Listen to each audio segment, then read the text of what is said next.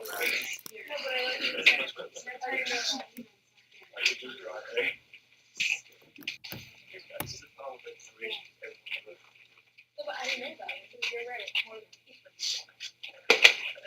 right, let's go to work.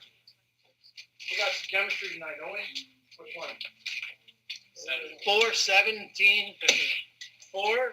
Chemistry 4. That's my favorite. This is exciting. This is the one I'm good at. All right. Somebody asked about verbal classes. Verbal classes are going to start in about 2 weeks on Tuesdays and Wednesdays from 7:15 a.m. to 8:15 a.m. That's kind of random, I know. I just kind of came up with it about 10 minutes ago, so a little earlier today. And then we're going to do problem-solving Fridays starting in about 2 weeks or so. And that means on Fridays we're going to solve problems. Yeah, there'll be like 2 subjects a day. It'll be 3.5 hours. It'll start at 8 a.m. This is good for your endurance, right? So we're going to do it from 8 a.m. until 11:30. Take a half an hour break, and then go from noon to 3:30 on Fridays. Right? I don't know. Let's see how it goes. And if you guys aren't interested, then don't send emails, and we won't do it, and I'll stay home and go to the movies. Either way works for me. Yeah. Okay. All right. Any questions? What's wrong with you guys today? Yes. What weekdays is verbal? What weekdays is verbal? Tuesday, Wednesday, I believe. How do you feel about that?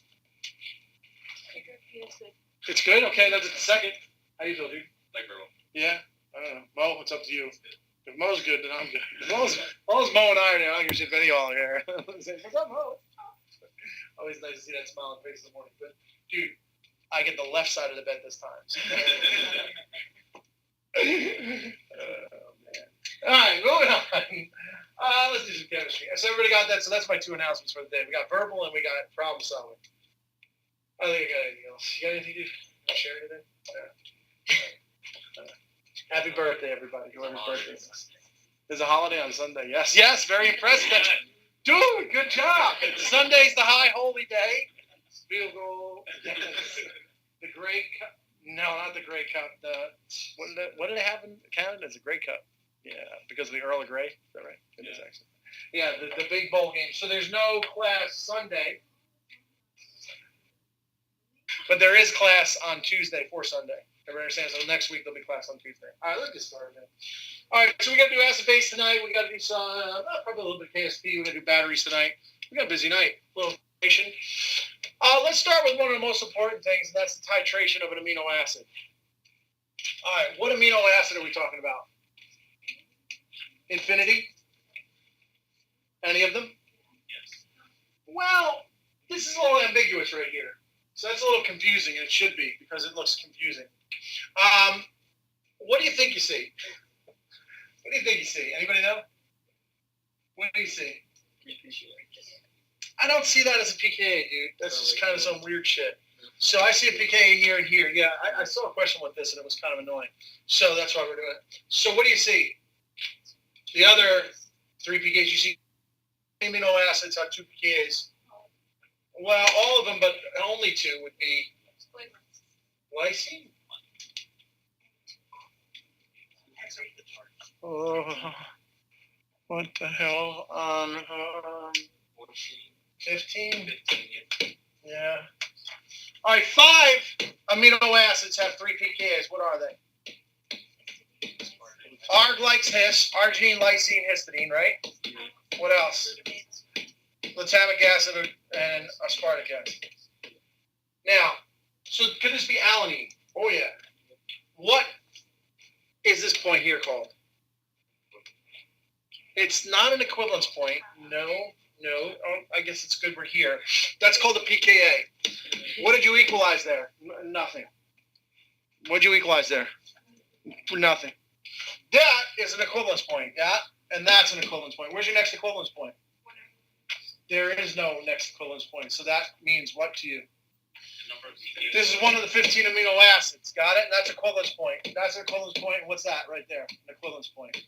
Apparently, we're supposed to understand what the hell's going on at each equivalence point. Ever understand? I don't know why equivalence point is spelled with a G, but if you knew your type of equivalence point. Okay, and then there's pKa1 and there's pKa2. Okay, so what do you notice about the pKa regions? The slope, what of it? It's a flat slope. That means as you're adding base, if this is pH going up, and we're adding sodium hydroxide, let's say, what's happening to the pH?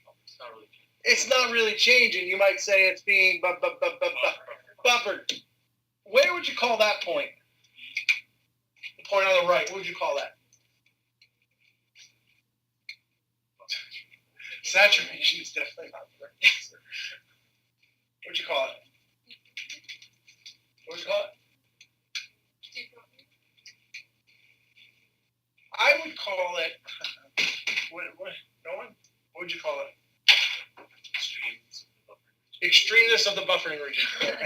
Everyone, we're going to call it the extreme.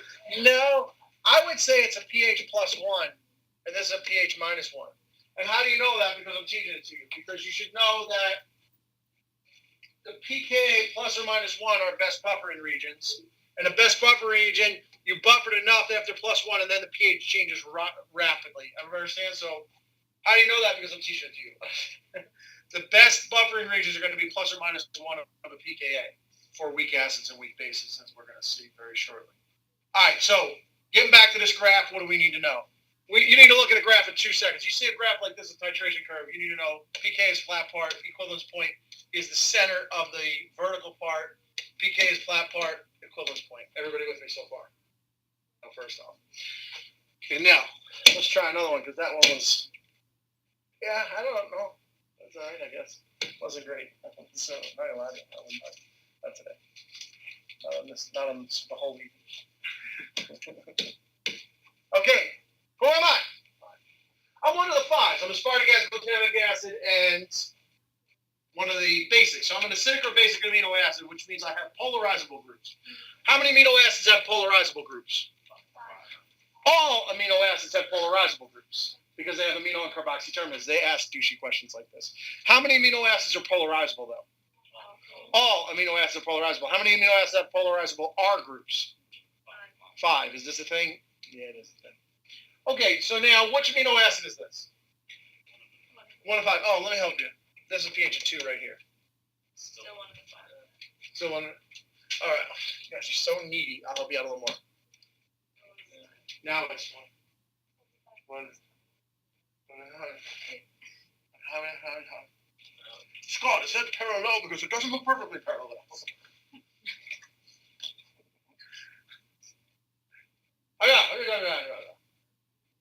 Did anybody answer the question? Who am I? Scott Roberts. or I want a refund. I'm a hologram. Who am I? Come on, man. That'd be like this. pH is like 6. Very strong scale. 1 to 2 acids. Yeah. You think it's 1 of the 2 acids? Yeah. Because what you're saying, I think, is that's pretty low. And you're saying so you're saying if this were, let's say, lysine, that would have to be 11. Is that what you're saying? Yeah.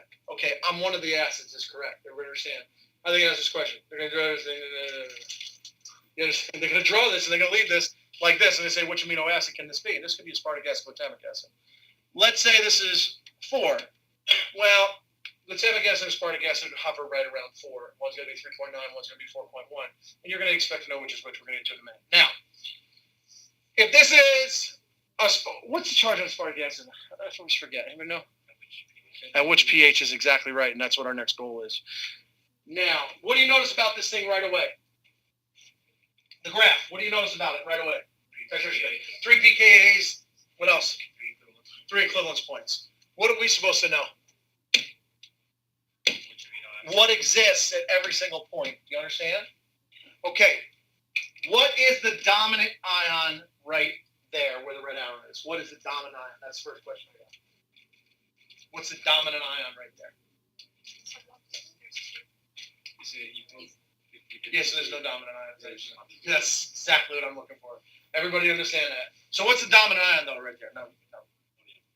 No, there's still no dominant ion. It's just not there. Everybody with me on this?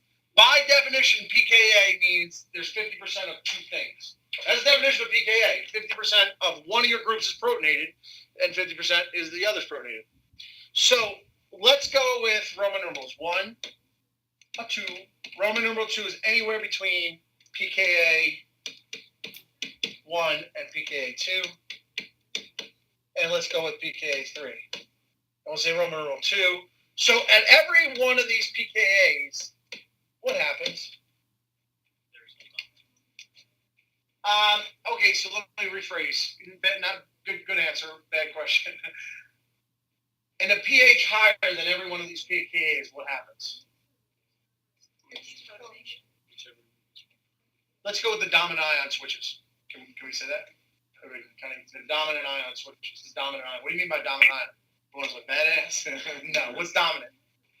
Most abundant. Not most stable, most abundant, right? Which I guess could be most stable too.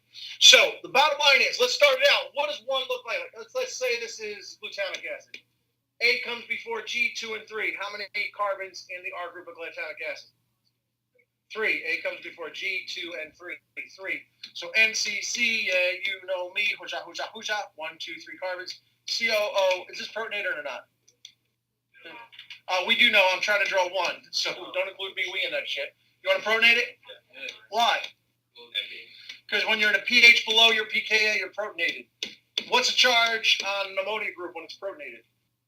+1, and carboxys are 0. So, okay, so let's make sure we get some basics down. Carboxys can be either blank or blank charge. Neutral or negative. Aminos can be positive or 0. So, structure 1 carries what charge? Positive. Do we agree? What are you deprotonating first? So at a pK, at what point do you start deprotonating? Always. It's just very little deprotonated, right? Very, very little, more. Up! 50-50 deprotonated to protonated. Everybody understand? Who did you deprotonate first? Why the carboxy? Because it has a pKa of 2, and therefore it's the lowest pKa and highest Ka, therefore it's the most acidic. Oh, that's right. Good. Everybody understand? Carboxy term is the most acidic pKa of about 2. So at 1, what's the dominant ion now? Right here, pKa 1. There is no dominant ion. We're going to get the hang of that question. We will not miss that question ever. Got it? Because they love this damn question. And they're going to ask it all different ways, and you'll be like, so I'm asking, I don't know, every way I can think of, I'm trying to ask it. I'll keep asking it about 3 more times tonight. I'll get a bunch of people. Oh, that's the, not you guys. All right, so. Yeah, but I don't even know what that means too. So the bottom line is, at this point right here, who's abundant? Nobody's abundant? No, 2 of them are abundant. And the 2 that are abundant are COO minus and what? So what's your in the range between pKa 1 and 2?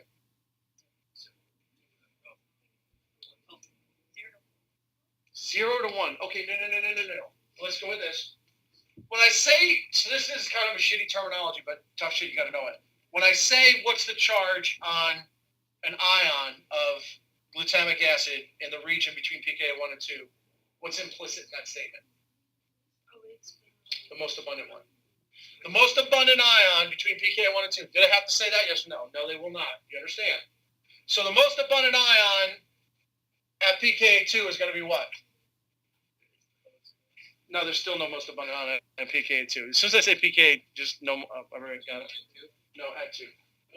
No, there's nothing there. What's at 3? Nothing's at 3. It disappears, Scott. At pKa 2, who loses their proton? The R group's going to lose it, right? So the point is this. What is the charge on glutamic acid in the region between pKa 1 and 2?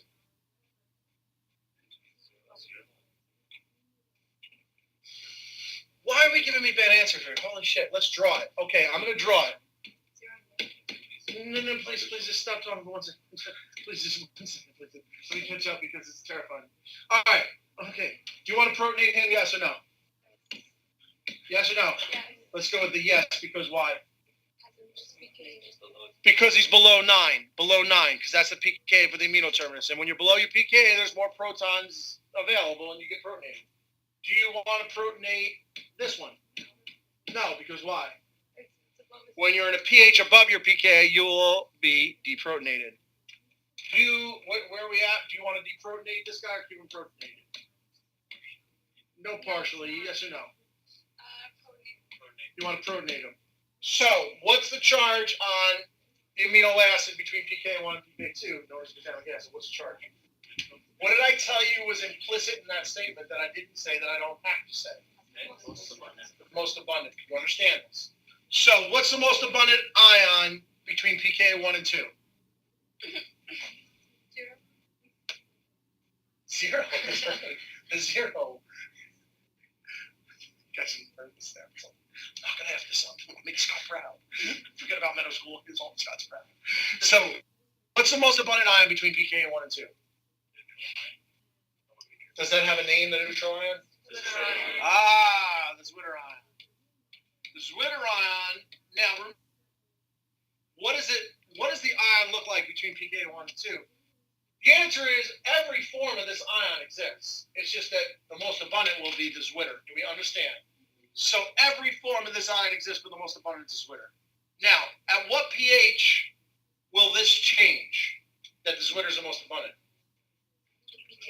At the next pKa, at pKa2. So between pKa2 and 3, well, this charge is 0. Then obviously we're going to hit a what charge?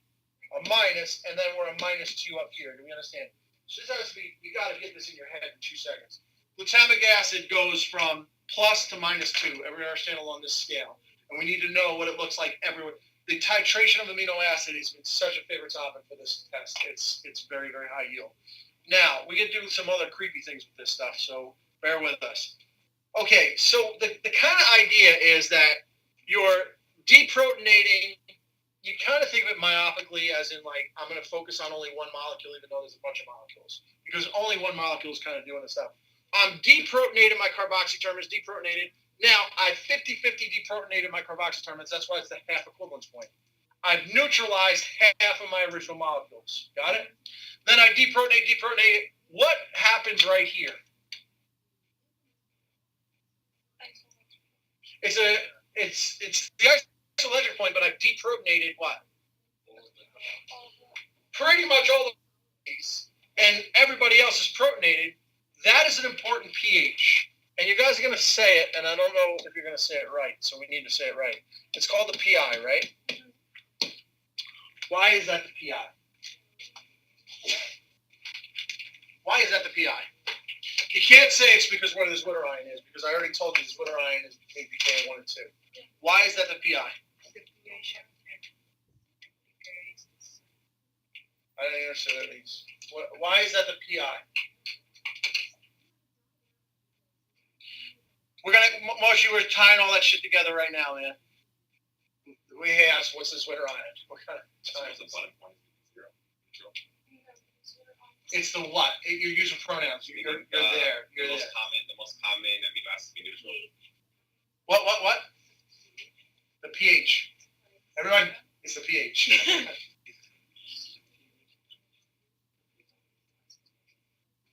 That's incorrect, dude, because I would say that's 2.1 as well.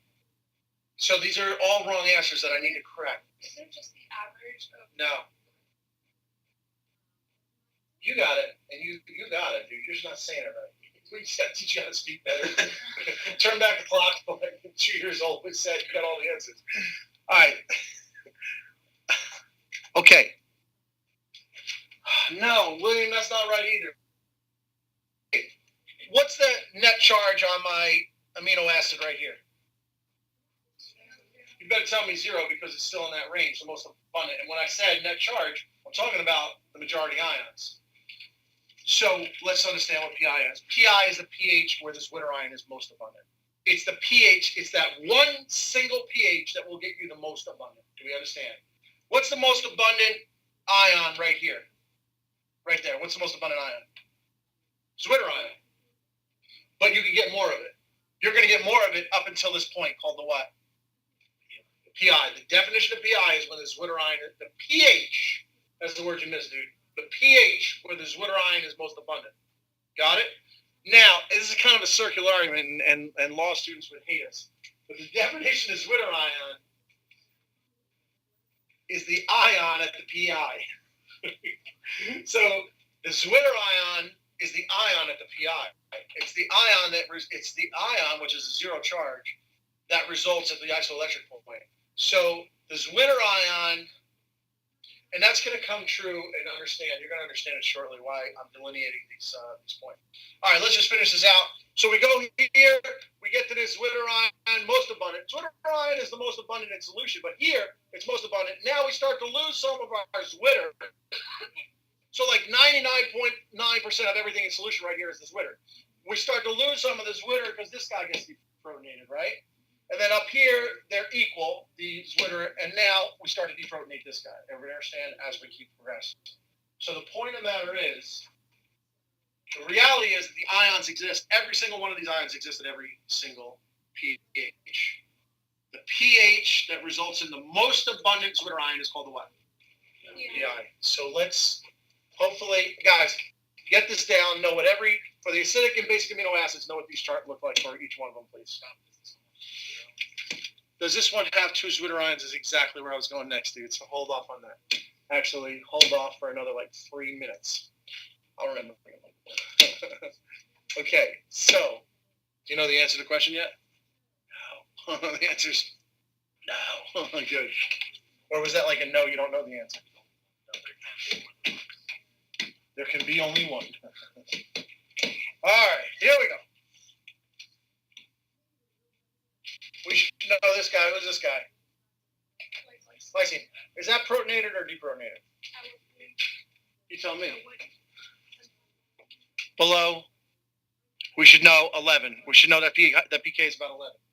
All right, a lot of y'all screw up PKAs and PIs. PKAs, because they're very similar. The PI is relative to a molecule. A pKa is relative to a functional group. Get the idea? So the PI is the 0 point for a molecule. The pKa is kind of the 0 point for a functional group. So this guy will get deprotonated after a pH 11. This guy will get deprotonated after a pH of 9. So who's more likely to be deprotonated? The amino group or carboxy? Which one's more likely to be deprotonated? You can say that. That's a fair question. Which one? I'm like, which amino group? The carboxy group. I'll deprotonate that sucker in a second. So let's try this again. The amino terminus of the R group, who's more likely to be deprotonated? The amino terminus, because whenever this guy's deprotonated, he should be too. Do we understand that? So who's more likely to be deprotonated? The amino terminus. All right. So now, what was it? Zwitter ion, right? Is it that thing? Zwitter ion? Okay, cool. So let's start this out. How you feeling? Mo, is that a Zwitter? 10:30. Wait a second. I just have a question. Is this a Zwitter ion? Yes or no? No. No? No. Plus, minus, plus, top is 0. It's not possible. This exists at all pHs. Do we agree? Yeah, this will exist at all pHs, 100%. Yeah, okay. This is a Zwitter ion. So is this a Zwitter ion, folks? Okay, definition of Zwitter means it's the molecule most abundant at the PI. Do we understand? At what pH is this most abundant? That's my question. If you have no answer, then the answer is it's not a Zwitter. Everybody get this? So my first question is this a Zwitter, which you've got like this? And I expect that answer. So the bottom line is that was my first question. My second question is, if it is a Zwitter, then you got to tell me a pH where it's most abundant. Do you understand that? If you say there is no pH where it's most abundant, then what are you going to tell me? All right, what pH is it most abundant? That should be easy. I'll help you out. This is a pKa of what? 11. This is a pKa of what? 9. And this is a pKa of what? 2. So whatever the PI is, if this is a Zwitter, the PI is above 2. Does everybody agree with that? Okay. If this is a Zwitter, we're gonna play along. If this is Zwitter, then the pH where this exists has got to be above 2. So far, so good. I helped you out.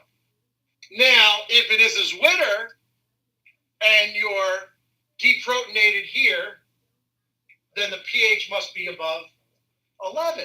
That makes sense. So we just found out that the Zwitter, this thing exists above 11. And now, if you're a Zwitter and you look like this must be below 9. So what pH is above 11 but below 9? None. Guess what this is not? It's not considered a Zwitter. Do you know why it's not a Zwitter? It'll never be the most abundant ion. Do we understand? Everybody understand this? So at what pH does this exist? Very good. At what pH will this be the most abundant ion? Never. And then we just proved what? It's not the Zwitter for this. You understand? Is this the molecule that exists at the PI?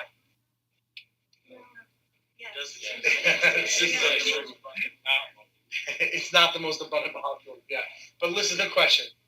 I know this is just terminology and it's just rude, but you got to go with it. Is this the molecule at the PI? Yes or no? No. Is this the molecule at the PI? Do you understand? They will ask a question and say, is this what? So you got to understand the question. You got to understand. I know it's kind of a shitty question because it's not a complete question because you know there will be some of this at the PI, but it'll be what? Very, very low in number, which we're going to figure out in a minute. But the bottom line is this.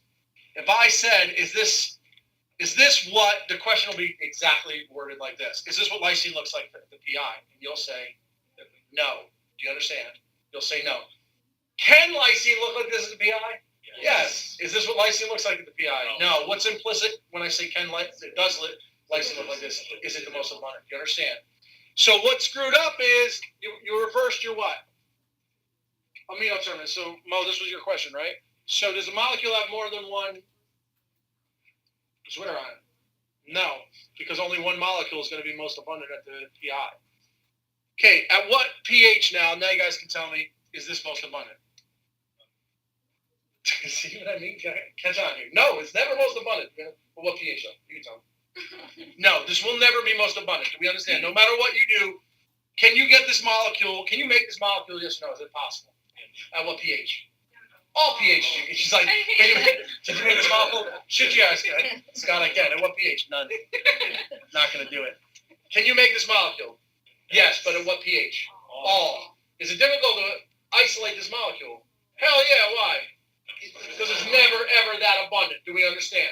All right, so now, I hope all that shit makes sense. Now, let's make sure, let's draw this Zwitter. But I want to draw this Zwitter from a perspective that you're intelligent about. If that's possible, I would be happy. And here's what I want you to realize. And if you're having problems with this, make sure you go through what we're going through right now, and you should be fine.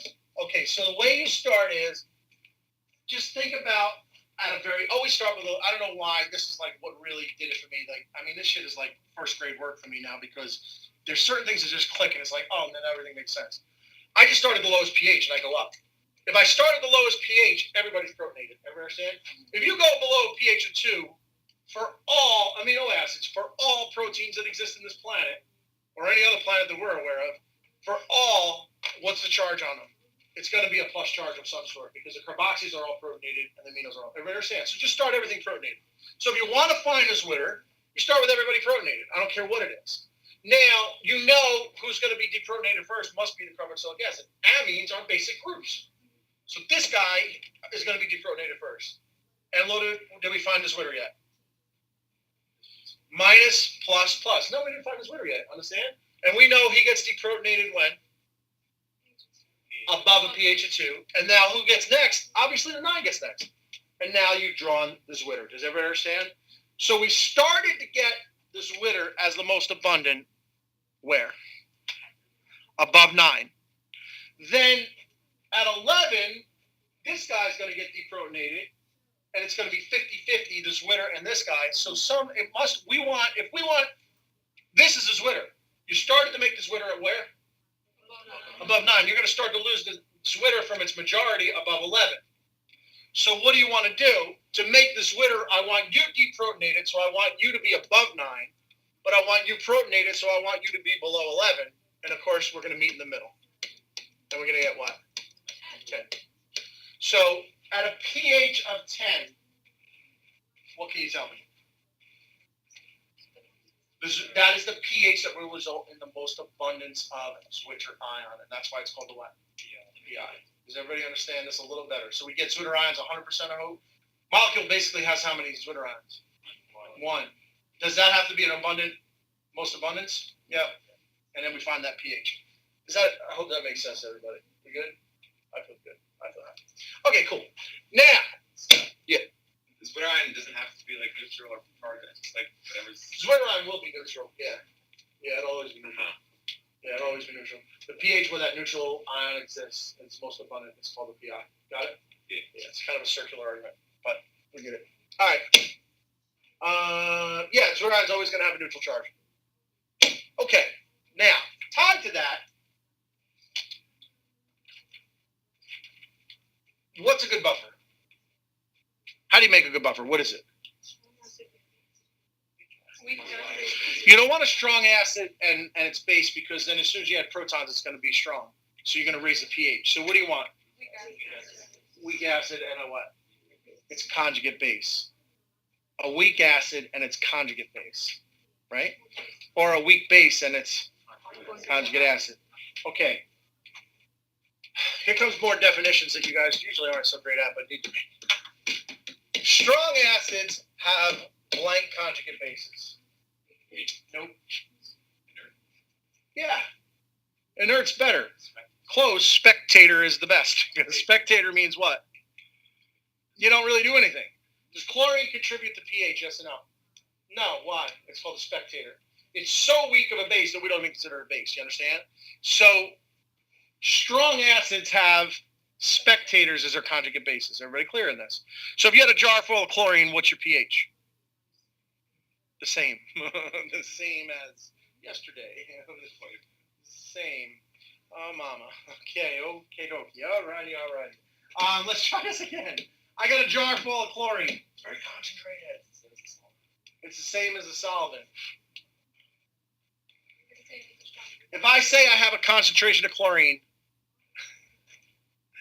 okay, so this is another definitional thing, and I know you know it, but I don't know why you're not saying it. Are you like, is that in banana syrup? No. What do you always assume? If they tell you molar, what is it in?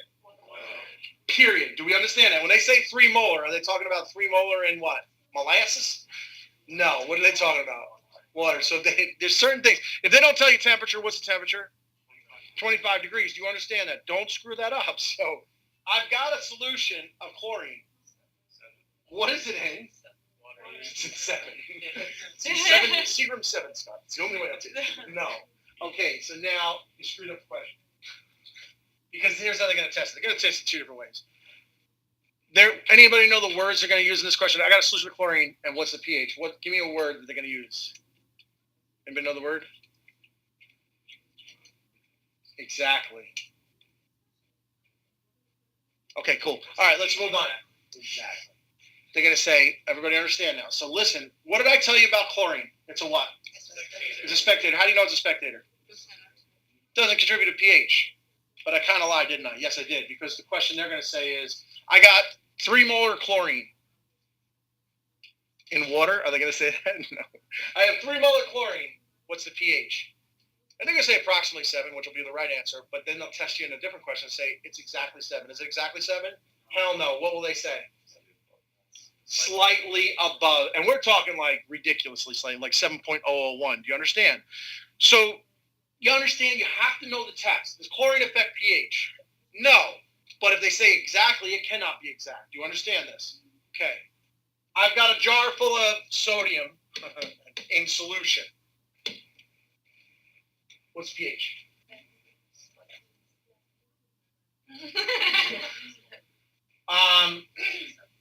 Here's the answers.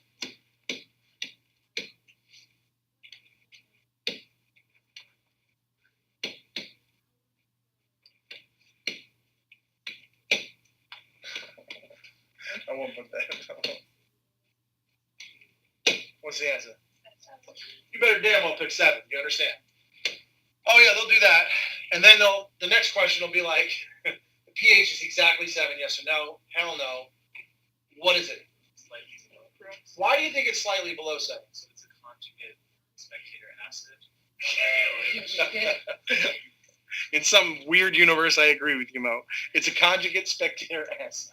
It's a conjugate acid of a strong base, right? Sodium is the conjugate acid of sodium hydroxide, and it's an extremely weak, so weak that we don't even call it an acid. We call it a what? Spectator, because it does not contribute to pH. Does everybody understand this? So it does not contribute to pH. So the bottom line is, they'll ask you, and you'll sit, and it'll drive you nuts because you'll be like, "Wait, didn't I just answer this? Didn't I say 7? Now I'm not saying it's 7." But now you won't because now you know. So what's the key word that I say they like to use a lot? Exactly. True or false? The pH of this solution is exactly 7. False because of the potato. Spec potato. Got it? Spec potato. Understand? Yeah, I'm scared. All right, I think we got that. I don't know why I want to teach that, but I did. All right, so now, what would happen? Okay. Let's say you had a scenario like this. First of all, you can tell, forget about amino acids. We've moved on. We're looking at other molecules. Why is he questioning? No. What are you going to tell me about this guy? Want to tell me anything? It has one polarizing group. I'll go with that. And it's a what? Acid or base? You have no idea because you don't know what's on the scale, right? You don't know what's on the scale. But you can tell me it sure as hell has a what? pKa. What's that pH right there? +1. How do you know that? Because that's where the sharpness starts, because you're out of your buffer zone. You're out of the buffer zone. I agree. All right, cool. I like it. Well, I got a question for you.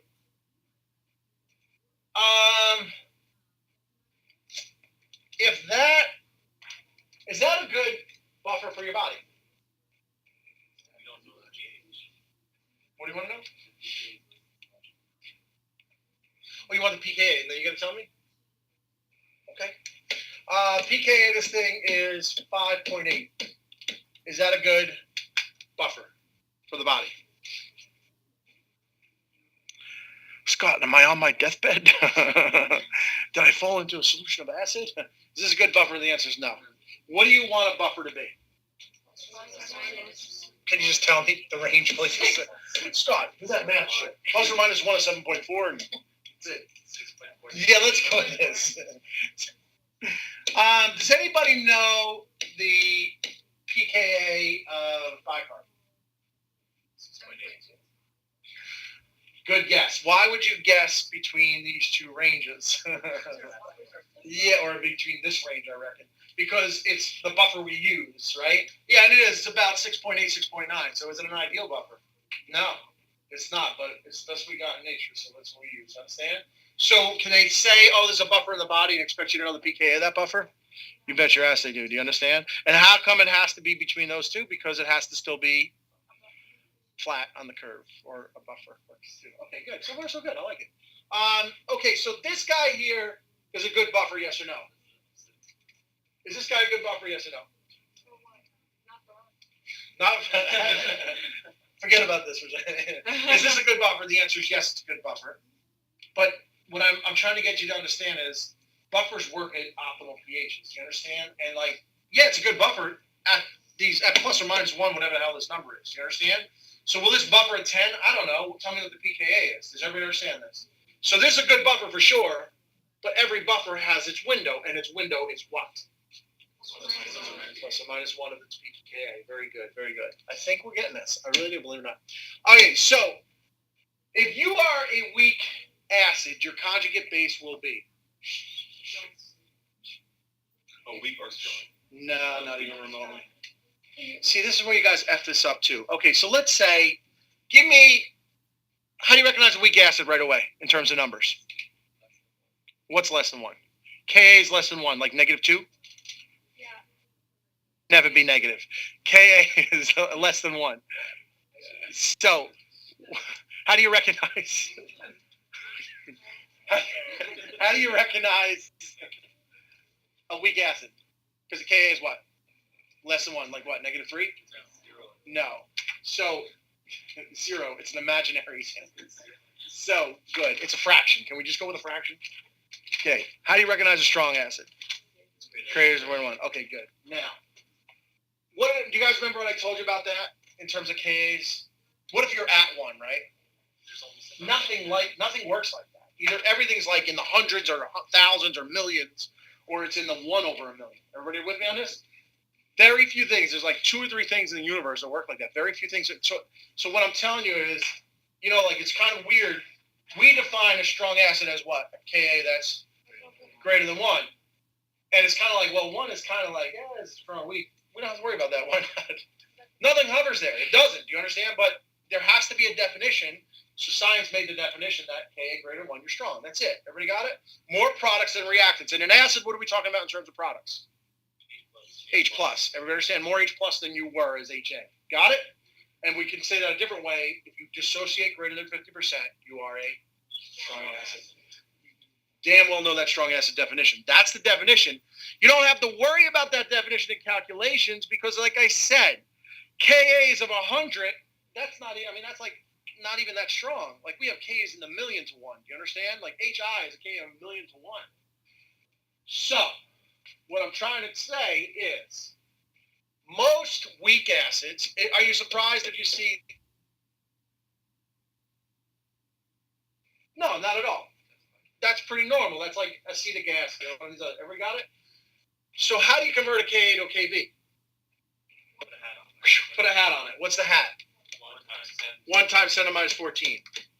So if that's the Ka of your acid, the Kb of your conjugate base is 0.25 times 10 to the minus 8, right? And we make this bigger, make that smaller. What are you telling me? If that's my Kb, what are you saying? Is that weak or strong? That's damn weak. Do you understand? So would this acid that I had who had that Ka of 4 times 10 to the minus 6 be a good or a bad buffer? No. It's a wonderful buffer. Because when you deprotonate the acid, you get this weak base. But when you protonate this base, you get this weak acid. So my take-home point is this. Look at the damn numbers. If you don't understand why a weak acid has a weak conjugate base, just look at the damn numbers. And the answer to the question why a weak acid has a weak conjugate base is because nothing hovers around 1. Do you get it? So if nothing hovers around 1, when I go minus 14 divided by a minus 6, a minus 5, I'm going to get a weak base, even if it's minus 8. So the bottom line is, must know this. And this kind of proves it, and I want you to really understand it. Weak bases have weak conjugate acids, and weak acids have weak conjugate bases. So that means, and again, is chlorine a weak base? Of course it is, but it's so weak we don't even call it a damn base. What do we call it? A spectator. Okay, so that should make some sense. So the bottom line is, this proves we knew this was a weak acid. Look at its conjugate base. That's even damn weaker. So if I created this, am I going to change the pH much? No. If I change it, no.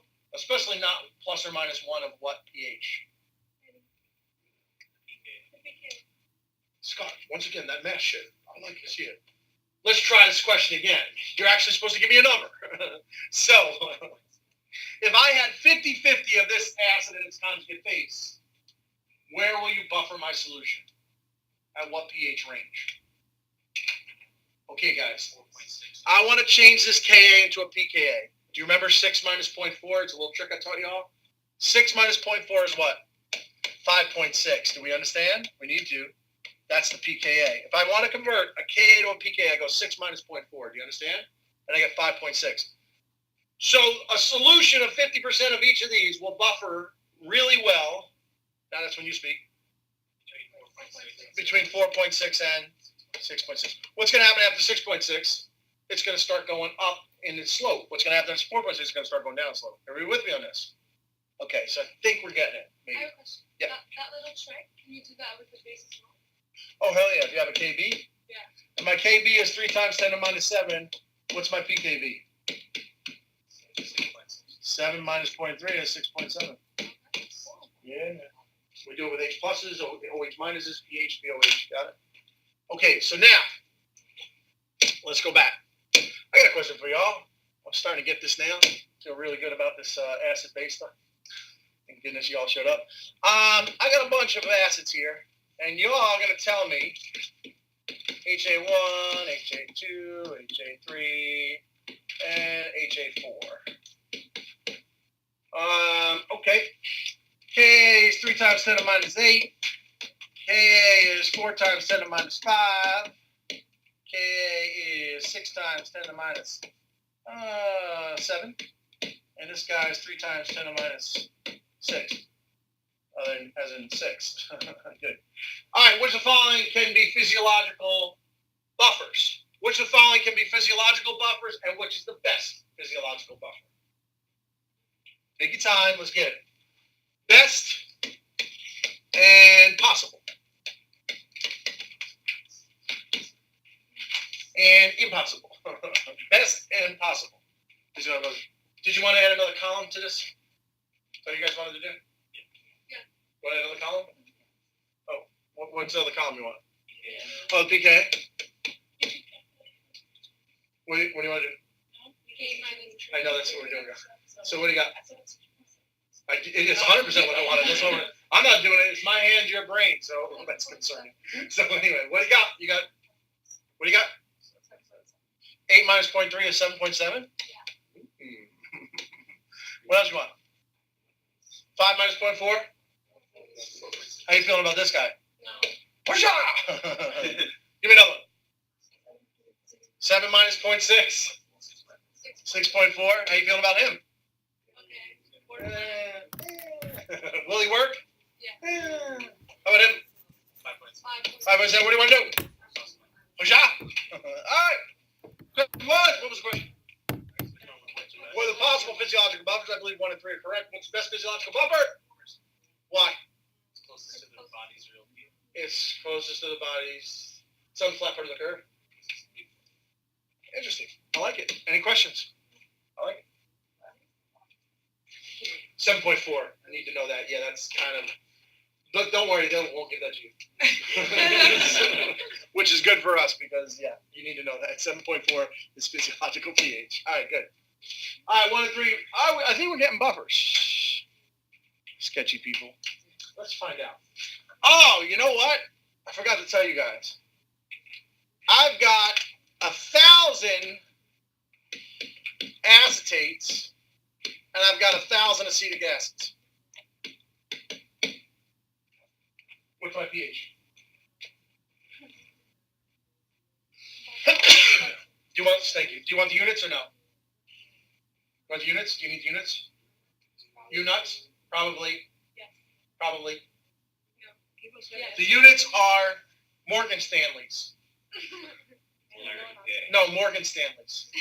I got 100 Morgan Stanleys of acetic acid and 100 Morgan Stanleys of acetate. What's my pH?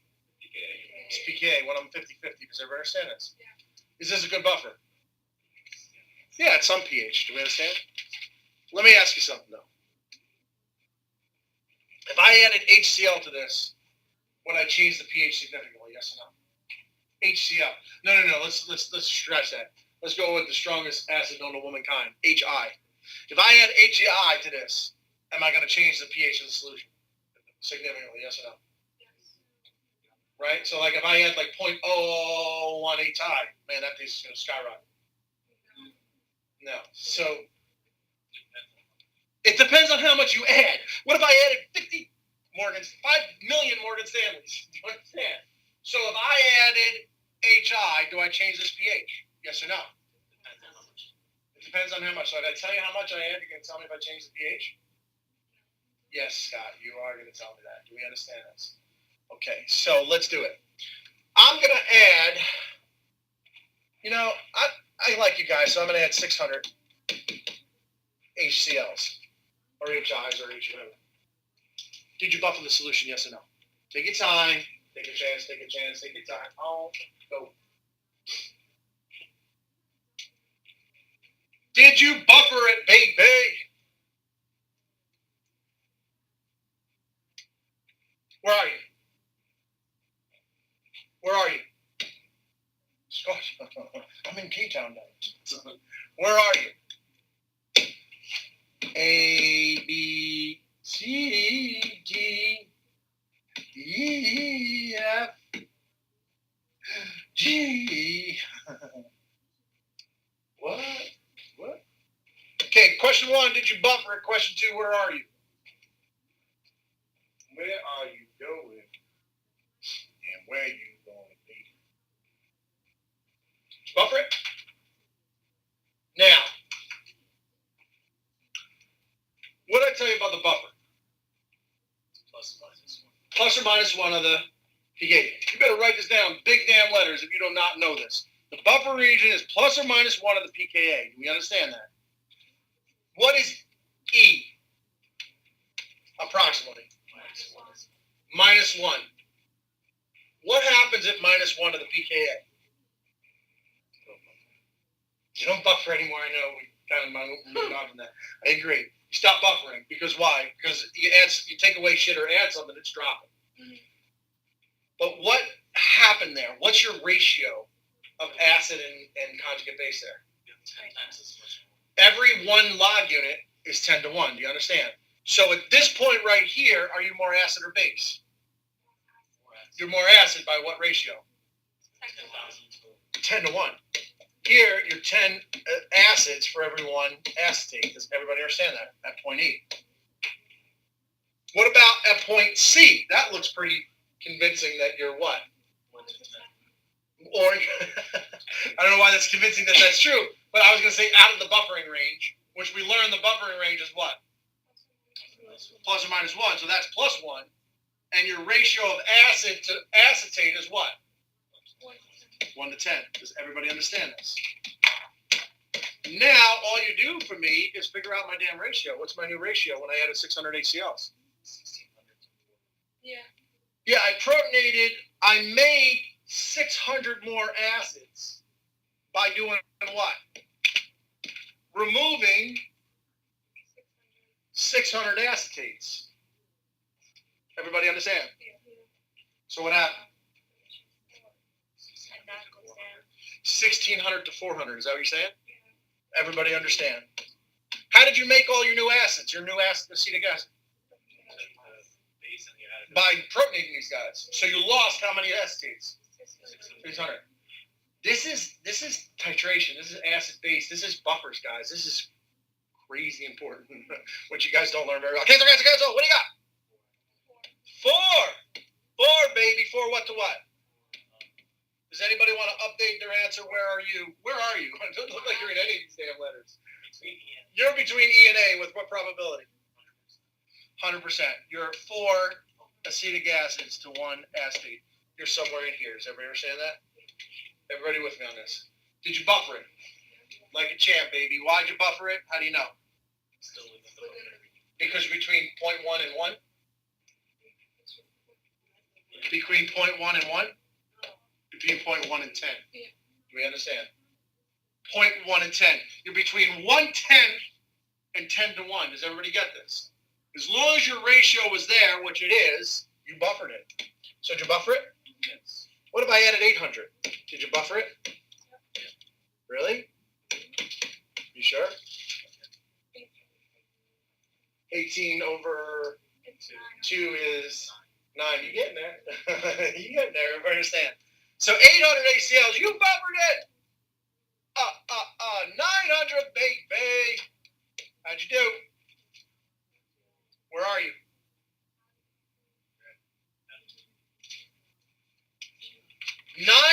HCl's would make how many acetic acids? 19 to how many acetates left? 1.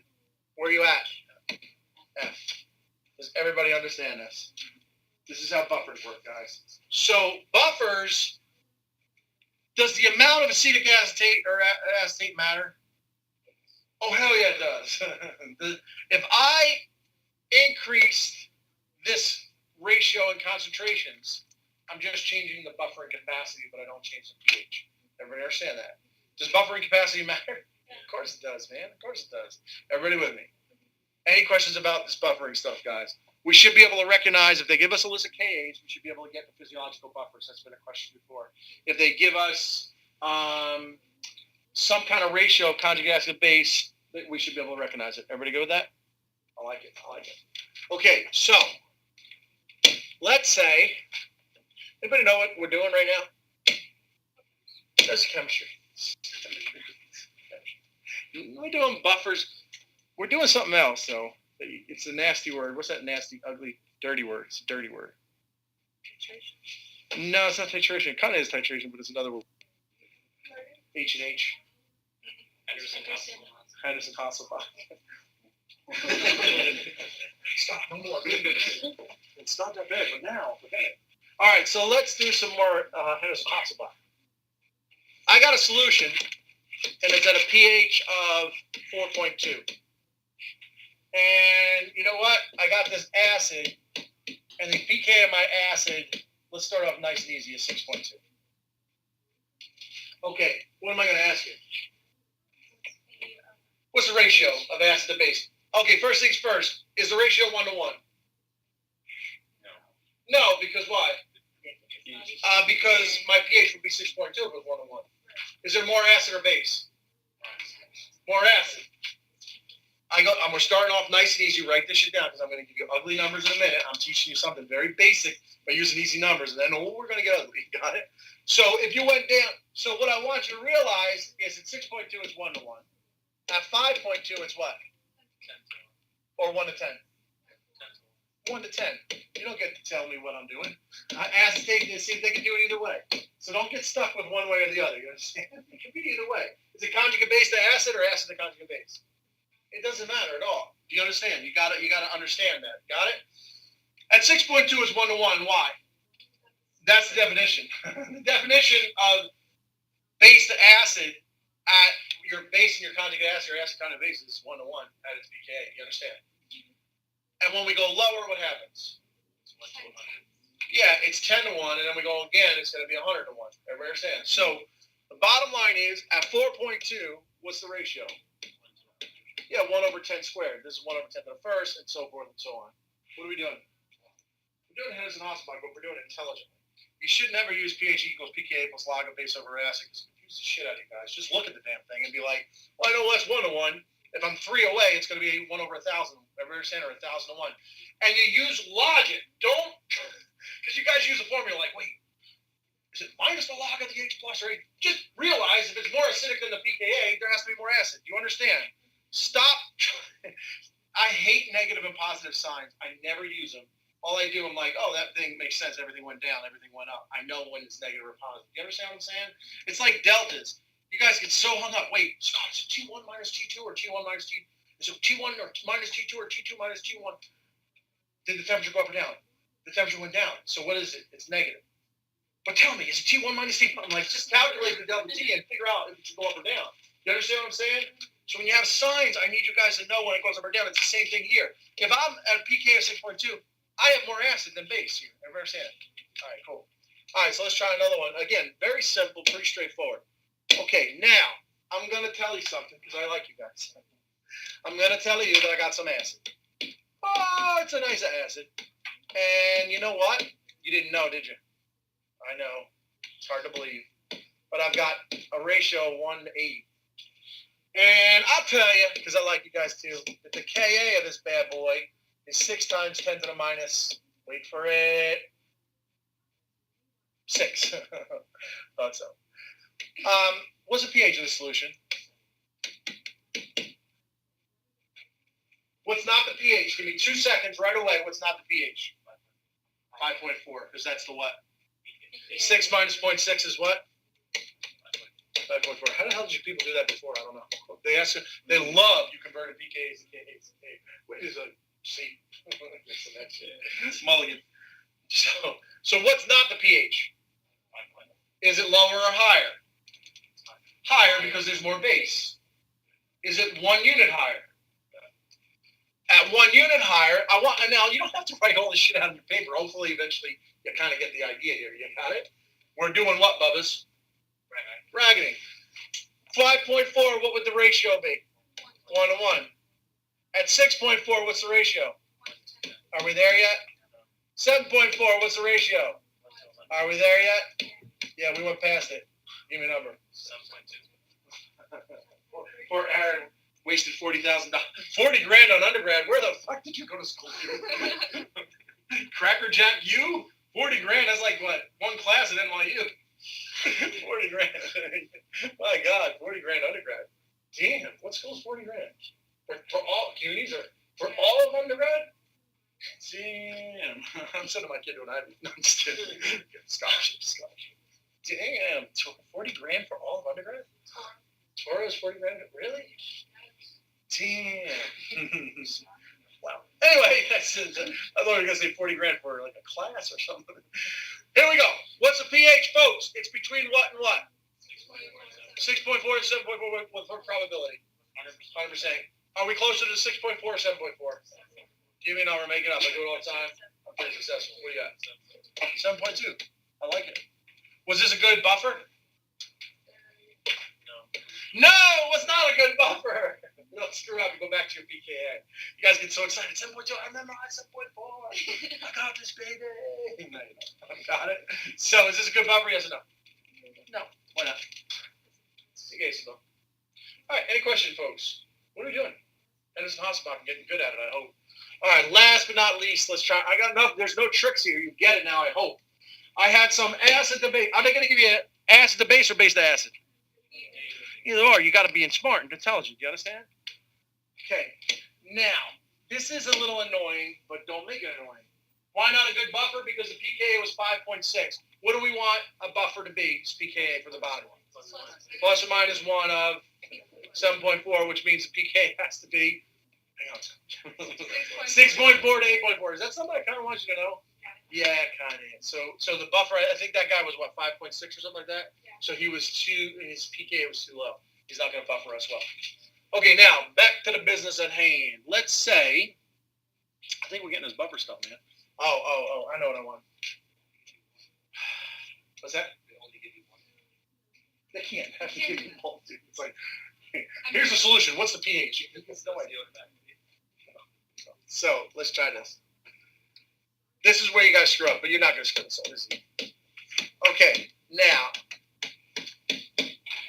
NH3NH4 ratio is 200 to 4,000. 40,000. Okay. And I'm going to give you, because I like you guys, I'm going to give you a PKB. And the PKB of this bad boy is 6.3. 6.3. What am I going to ask you? No, what's the pH of my solution? Got it? What's the pH of my solution? Now, listen. I don't want you to go through any bullshit because I want you to understand. Never use KBs. Just don't use them. Don't use them. They're confusing. Wait, is a POH, is a pH. Change the damn thing to a Ka and treat it as the acid. This is a weak acid. Ammonium. Everybody knows that. Why is that a weak acid? Why is it a weak acid? No, because ammonia is a weak base. I think we said ammonium is not on the list of memorized weaks, but ammonia you should damn well know. So ammonia is weak base, so its conjugate acid must be weak. So what are we going to use instead of a Kb or a PKB? We're going to use a what? pKa. You understand? And just pretend it's not ammonia. Just pretend it's an acid. So what's the pKa of ammonia? Ammonium. Yeah, guys, this has to add the, what's our temperature, by the way? 7.7. It's what? 25 degrees. How do you know it's 25 degrees? Because they don't say. So 7.7 is our pKa. Are you at 7.7? Yes or no?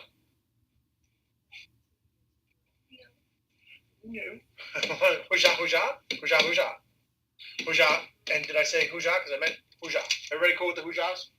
So, am I at 7.7? Yes or no? What's my ratio at 7.7? 1 to 1. 1 to 1. Base to acid or acid to base? Yes, Scott. Very good. Am I at a pH or above or below 7.7? Below, because there's more acid. That's it. Everybody understand? There's more acid. That's an acid. It has a proton. That does not. Everybody understand? So am I above or below 7.7? Does everybody understand I'm below 7.7? Okay, step back. Could you work at PKBs and get a KB and get a POH? Oh, yeah. Is that confusing? It's very confusing. Just work at KH. You don't have to ever work at KBs. No one's going to make you. You understand? They're not going to do that. So the bottom line is at 7.7, what's my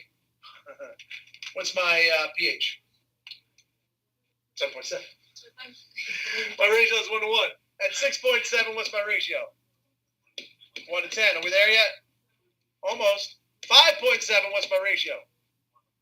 What is it? 1 in a million. You're done. Give me a break. You're done. 4.7, what's your ratio? Yeah, 4.7. It's going to be 1 over 1,000. Give me a number. Make it up. 5.4, sorry. 5 point what? 4, 5.5, something like that? Yes? Yes. Hello? Yeah. Hello? 5.5 sounds good to me. You're pretty damn close to 1 over 200. So 5.5 is your pH. You ever understand? Yeah, I mean, obviously you don't have to write all this out. You just have to think about it. Hopefully it comes to you. What's up, Mom? Don't we have to find the KB and add on it because it's not double estimations. No, dude. 100%. If your PKB is 6.2, your PK is 7.7, there's no estimate at all. That's not an estimate. Remember, when I do this, if I take minus the log of 3 times 10 to the minus 7, and I get what? 6.7. That's an estimate.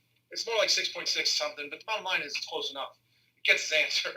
So if you took the KB, estimate, got a KA, and then did the PKA, you did an estimate. In this case, there's no estimate. That's the real number. Got it? That's why you don't do that. All right, so what's the answer? 5.5, 5.4. Are you surprised it's below 7.7? Me neither. Got it. Any questions about Henderson Hasselbach, folks? We get it? We don't get it? Yeah, what's up? Converting from PK to KA, it would just make the same. If there's a PK, what's K? It would be. It's backwards. Yeah, it takes a little bit of a challenge. Let's do it. All right, so let's go back. So my PKA was 7.7? Yeah. Okay. You got to this by subtracting and going higher, so the exponent has to be 1 up. Yeah. 8 minus 1 is 7.7. 3. Everybody understand that? It's a little more confusing, but if you do one quick, everybody understands. So if my pH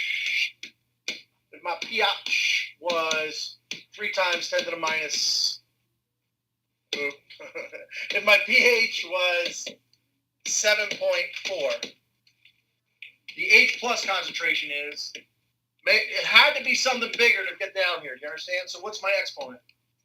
Minus 8. How'd you get to 7.4? You subtracted what? 6. Everybody with me on this? Yeah, you need to go backwards and forwards. Backwards is a little bit confusing. Forwards is not so bad. Had to be higher because I subtract something down to get to 7.4, 10, and it's not really 0.6, it's 6. It's just a way to teach you how to get this pretty quickly and intelligently. Okay? Of course, it works for acids and bases mostly. Everybody got it? I like it. Okie doke. Man, we're just killing it. Acids and bases. Is that what we're supposed to teach them? Yeah. That's good news. All right. Let's step back with acids and bases. What's the definition of an acid? The strong one. There's 3 definitions of acids. Let's bang them out. All right. Let's do it by example. Ammonia plus water goes to what? NH4 plus OH minus. What'd you just prove by generating an OH minus? It's an Arrhenius base. Arrhenius base, or Arrhenius, is all about generating an OH minus in water or a H plus. Guys, non-negotiable. Memorize H plus is an acid and OH minus is base. We all know that. So if everything's based on this, we're going to be fine. Do H plus want electrons? Yeah, H plus want electrons. Do OH minus want protons? Yeah, they do. Okay, so now that's Arrhenius. If you generate OH minus in water, you're an Arrhenius base. If you are all Arrhenius bases, Lewis bases, and Lewis bases, no, this is going to be all different. So now Arrhenius, the next guy's Bronsted. Bronsted is all about the what? Proton. Who wants a proton? OH minus or H plus? OH minus. So a proton acceptor is a what? Base. And obviously the other guy's a what? Proton donor. See what I'm saying? Don't memorize these. Understand them. And that's an acid. Louis. What's the E stand for Louis? Lewis is about electrons. And an electron, who wants an electron? Proton or an OH minus? Yeah, so an electron acceptor is a what? Is a Lewis acid. An electron donor is a Lewis base. UE, E for electrons. Please know these. They're going to just show you a bunch of things and say, what is this? So based on that, this equation proves that ammonia is a... It's an Arrhenius, but guess what? Look at these electrons. It donates these electrons to the proton. So that makes it a what? Electron donor. I agree, which is a what? Lewis base. But guess what? It picks up the proton. It accepts the proton. So it's Bronsted as well. So this demonstrates that ammonia is all three. Ever understand? Something like AlCl3, this guy's not going to generate protons, not at all. But he is going to accept electrons because that's positive. So this guy's a what? Big time. Think of H plus. H plus is an acid. H plus accepts electrons. AlCl3 is a Lewis acid. Ever understand? A carbonyl is not going to generate protons in water, but that carbon is positive, so therefore it accepts electrons. It's not going to donate protons. So this is a what? That's a Lewis acid. Did you ever understand? Get the difference? So is that an Arrhenius? No, that's not going to generate H pluses in water, and it sure as hell is not going to accept protons, or give protons, either one. But it sure as hell will accept electrons. So this thing, a carbonyl is a what? Lewis, but not what? Bronsted or Arrhenius. Everybody understand that? Good. You got to have a little bit of imagination. Be like, okay, that ammonia's picking up a proton. That makes sense. Donating its electrons, that's a little cheesy, but it still works. All right, good. Lewis acids, Lewis bases. Getting pKa's down. Okay, let's do some titration, man. Titrations. Most important concept of titration is moles equals moles. Moles equals moles. Molarity times volume is moles. Molarity times volume is moles. You better damn well know what's molarity times volume. Very impressed with that. So molarity times volume is moles. Moles, moles, moles. Titration is we're trying to figure out how much stuff is in there. So they're going to have this unknown. So basically, you got this giant ass jar of HCl, and the thing is scribbled off, kind of like the 10 I gave. So this giant ass jar of HCl, and the concentration is scribbled off. So what do? You drink it. No, what do?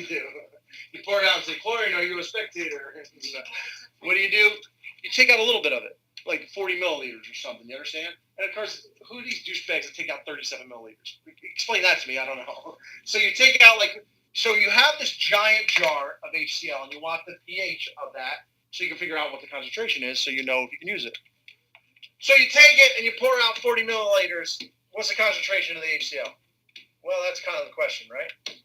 Or what's the pH of it? It's the same shit, because if we get H plus concentration, we get pH. Everybody agree? So what do? Well, you take some base. Let's take sodium hydroxide. And now I have a known concentration and a known volume. Therefore, I have a known moles. Molarity times volume is moles. So I need you guys to realize that when I say 30 times 10 to minus 3, don't think of milliliters. Always think in liters, right? So they say 30 milliliters. Think of 30 times 10 to minus 3. I take 30 milliliters of sodium hydroxide, and let's say it took me 8 times 10 to the minus 2 molar. So this is my what? Moles, right. This is moles. Molarity times volume is moles. So it took me 30 times 10 to the minus 3 times 8 times 10 to the minus 2 what? Moles of OH. Why did you add that much OH? Because that's how much H plus was in there.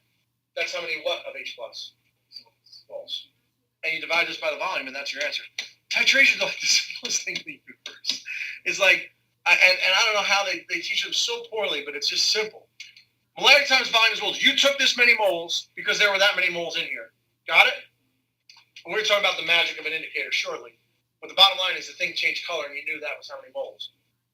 That number, 8 times 10 to the minus 2 times 30 times 10 to the minus 3 is the number of moles of OH added, which is the same as H plus that was in there. What volume was that H plus in? 40 milliliters. Now what do we do? Our favorite thing. Cancel. And you're left with what? 6 times 10 to the minus 2. That's your what? Molar of H plus. And now we know our little fancy dance. What do you got? What's pH? 1.4. 2 minus 0.6. pH 1.4. It's just so damn easy, guys. Like, molarity times volume is moles. If you just know that, there's nothing to set up. You just divide the damn thing by the volume, and you got your concentration. Everybody got to get this? I mean, I remember this just being like a little ugly in undergrad. It's just not. It's just really just straightforward. And I don't know what to tell you. So okay, let's try another one because these are easy. I like them. These are two questions about what we did. The number of moles of OH you added is the same number of moles of OH in there because they got neutralized.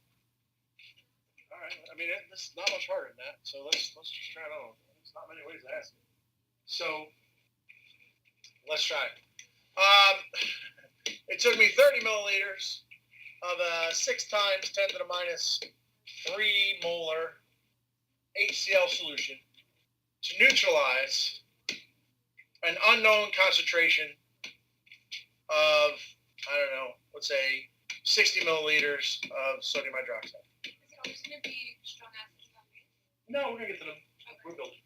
So, but it doesn't, honestly. You'll see.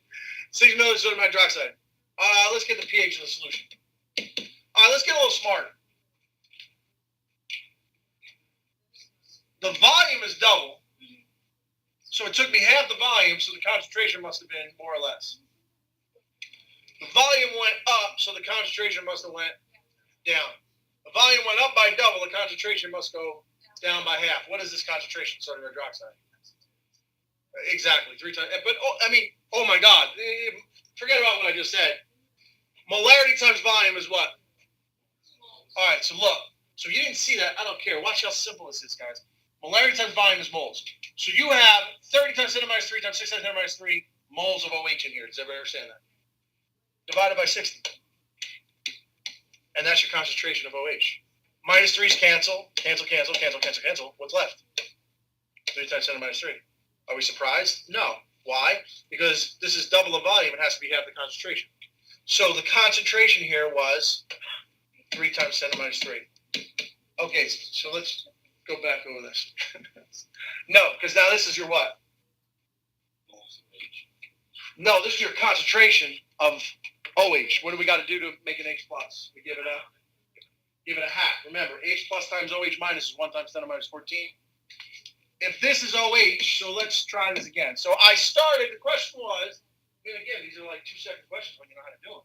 The question was, it took me 30 milliliters of 6 times 10 to the minus 3 HCl solution to neutralize 60 milliliters of sodium hydroxide.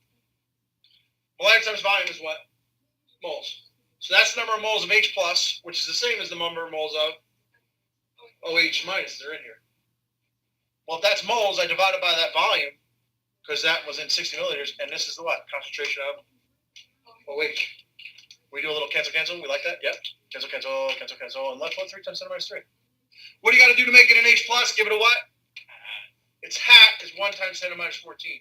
So you divide an OH into 1 times 10 to the minus 14, and now you get a H plus, which is 0.3 times 10 to the minus 11. Make that bigger, make that smaller. 3 times 10 to the minus 12 is your H plus. What's your pH? 12 minus 0.3? 1.7. So don't screw up. What's the probability going to have 2.7 as a pH as an answer?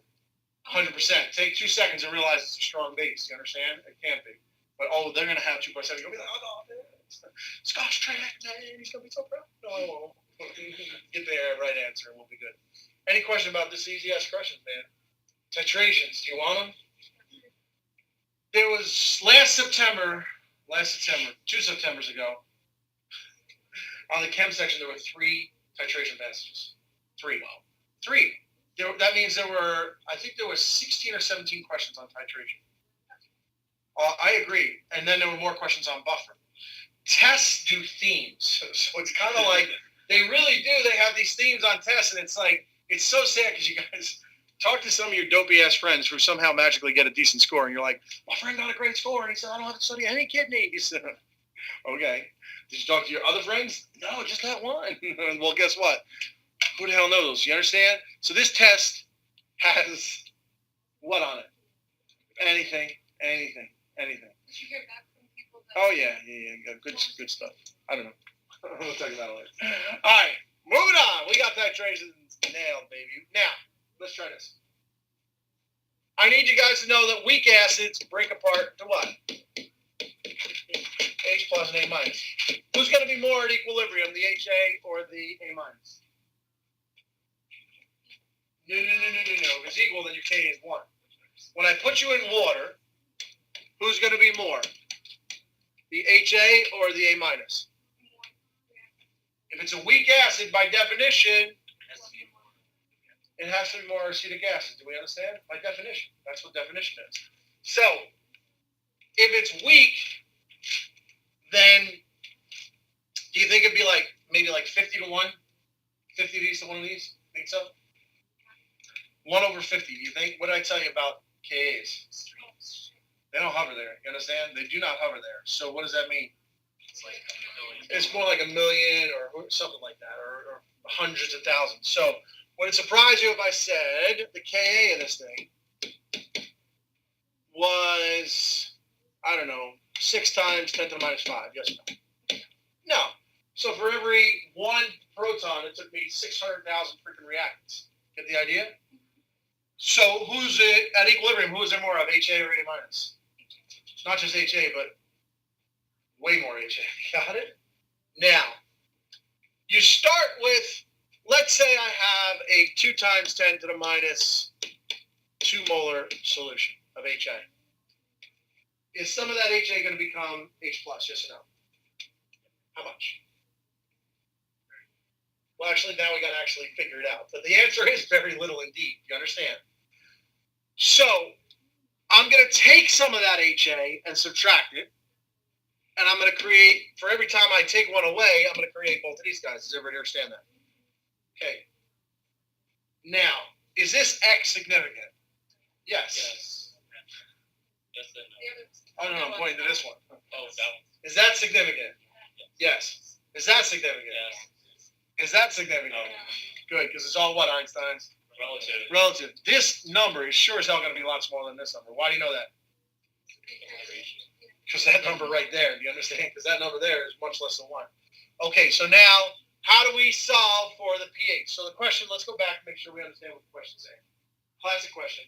Question says that I've got a weak acid, or I don't say that. It says that. It says I've got 2 times 10 to the minus 2 molar of this acid, and it's Ka 6 times 10 to the minus 5. The question is, what's the pH? Okay? We have to play the K, or else Oh, they'll yeah, say yeah. yes. If they say weak acid, you still can't tell. Okay. In case it's not possible that the K could be so much to the left, and then if it's a weak acid, weak base, then that means that the KB those could be switched to the right. But if they're going against each other, Water. You're putting it in water. You're starting out with not much. You're confusing that there's no H plus. So there's no H plus in solution yet. This is the guy you're generating. You're not putting A minus in water. Good point. Good confusion. I don't even know. I'll repeat it. So he's like, well, if that's weak and this is weak, then I'm so confused. The point is, you're starting. If I started with A minus, I have no OH minuses, and I'm putting A minus in water. It's going to generate some OH minuses, but not many. So here, I'm starting with all HAs. I got this block of HAs. How many H pluses do you have right now? None. I put it in water. You're going to generate some H pluses, but not much. So you're not fighting between HA and A minus. You're fighting between HA and H plus. Does that make more sense? And H plus is very strong. That's a strong acid. So it wants to go backwards. Does that make sense? Yeah. So H plus would much rather pick up an A minus and go this way. But I didn't say I had HAs and A minuses. That's a total different story. If I just say, hey, I have some HAs and A minuses, then what happens? You don't know. Because I might be weak. I might have more of this or more of this or somewhere in between. But when I add some H pluses, sure as hell, the Chatelier is going back this way. Does that make more sense a little bit? Yeah. Okay, good. No, it's a good point. People get confused about that. But anyway, if you didn't understand what I just said, I don't really care. Don't think about it. But let's go back to this. Please know how to calculate the pH of some random concentration of a weak acid. What do we do? Well, products over reactants, does the water count? No, because it's what? Liquid. So we're going to say X squared. The Ka equals X squared over what? Concentration. What's the concentration? Minus what? X. Well, what do we know about minus X? We're going to do quadratic and all that other. The opposite being plus or minus. No, we don't want to. We're going to get rid of it. Why? You do quadratics on this test ever? No. Ever? No. So if you do, you're doing something wrong. Got it. All right, so we get X squared. Now we got a little bit of ugly math. Not too bad. 12 times 10 to minus 7. When we solve for X, what are we getting? No, actually, I meant the number. When we solve for X, we're going to get the concentration of what? H plus. So let's do it. You like the square root? No. Now, what do you want to make it? 1.2? Yes. 1.2. Make that smaller. Make that bigger. 10 minus 8. 6. Don't screw it up. Make it smaller. Make it bigger. I always say that to myself. You say that to yourself. You never screw it up. Don't screw it up. Make that smaller. Make that bigger. Square root both of them. Square root of 1.2. Well, square root of 1 is 1. Square root of 2 is 1.4.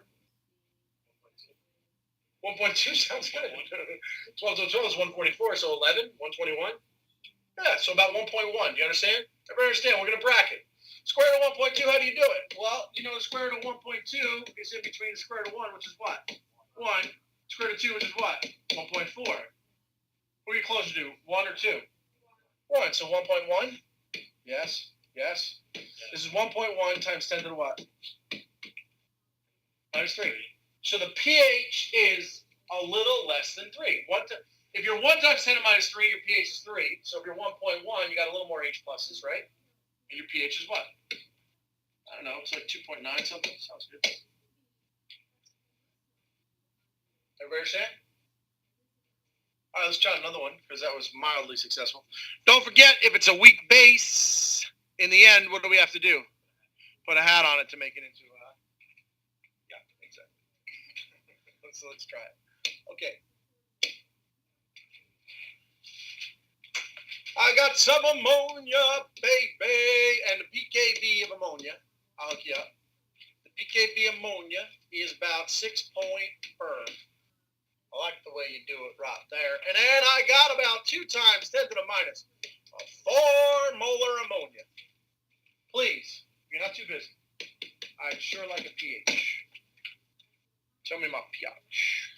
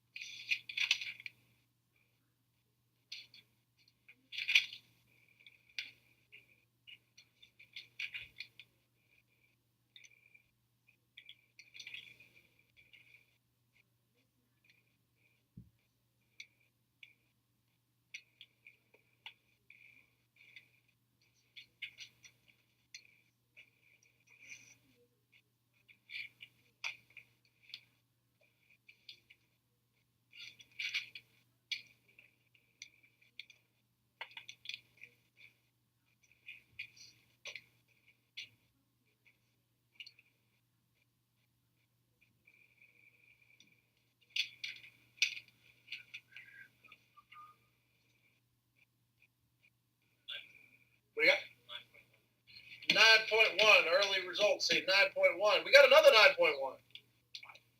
We got 5. Can't be 5, brother. It's a base. I got Oh, shoot. Oops. What'd you get? 5. Which 5 less 14 is about 9. So that might work out well. All right. If y'all didn't get this, you're falling behind. So you better damn well pay attention. So let's do it. So first of all, I better turn this pKb into a what? KB. How you do that? 6 times 7. Well, I'm going to make it 10 to minus 7. Everybody understand? A bigger number? 7 minus what is 6.4? Well, 6, exactly. Everybody see it? What is that thing called? KB. All righty. KB equals x squared over the what? Except now we're going to solve for what when we solve it? Wait. So guys, put this in your memory banks. That when you have a weak acid, it's Kb, or weak base, it's Kb over the x squared over the concentration. When it's a weak acid, it's x squared over the concentration, and you're going to get the H plus versus OH minus. Everybody with me? Put that in your damn memory banks. So what do we do now? A little cross multiplying. Oh, look. Somebody use the same damn numbers. Freaking brains. 12 times 7. It's called automatic pilot. So we're gonna get whoosha, make that smaller, make that bigger. Yes, do you agree? Yes, you no.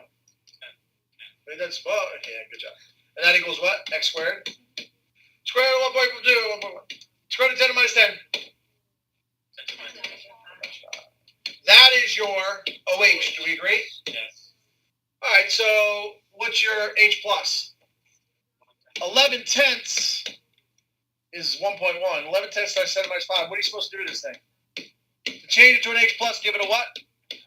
Hat. So we get 10 elevenths times 10 to the minus 11. 10 to the minus what? 9. 10 elevenths is about, I don't know what, 0.9? I'm agreeing with that. 11 times 9 is 99. 10 times 9. So we get about 0.9. So I'm going to make this one bigger, make that one smaller. 10 minus 0.9 is what? What is it? 7.1. If you do not know how to do this problem, I'm going to have it here. Oh, that's an X squared.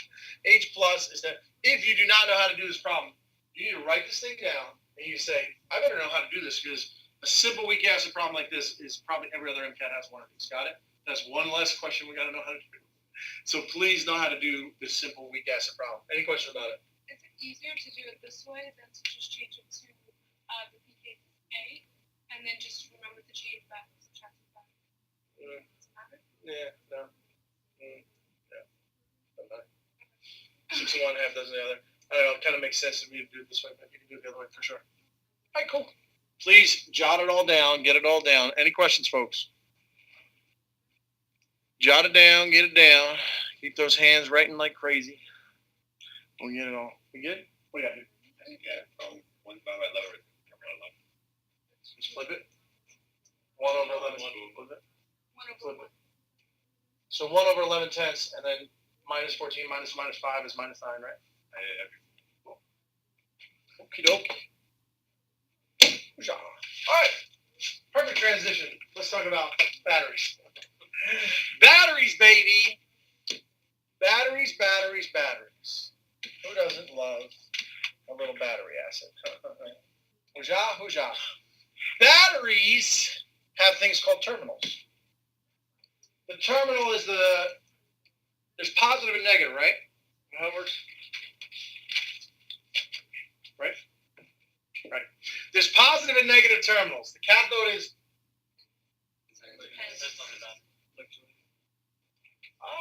so the cathode, the red cat gets that. Reduction cathode. Reduction at the cathode for what kind of batteries? All. Whereas the anode is oxidation. Oxidation for all batteries happens at the anode. Oxidation is loss of electrons, but you probably know that, right? Oxidation is loss of what? Electrons. Reduction is gain of what? Electrons. Should we know that? Yeah. Anox, red cat. Okay, now.